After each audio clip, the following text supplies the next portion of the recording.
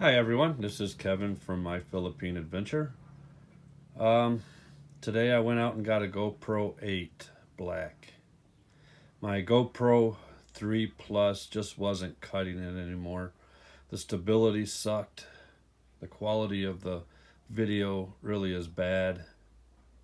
And I really felt bad for you guys having to deal with such nonsense on my video channel. So I went out and I invested in a GoPro 8. I was going to get a 9, but really not a whole lot of difference between the 8 and 9. So I'm going with the 8. Yeah, I'll do my very first video with that a little later once I get it charged. Just wanted you guys to know.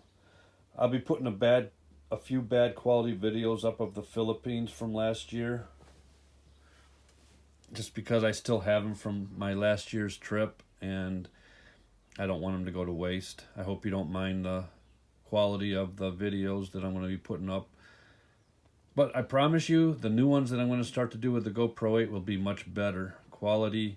The stability will be more stable, and the camera won't be like jumping all around like that. So anyway, just want to let you know, I'm going to be back up and running with a really good camera.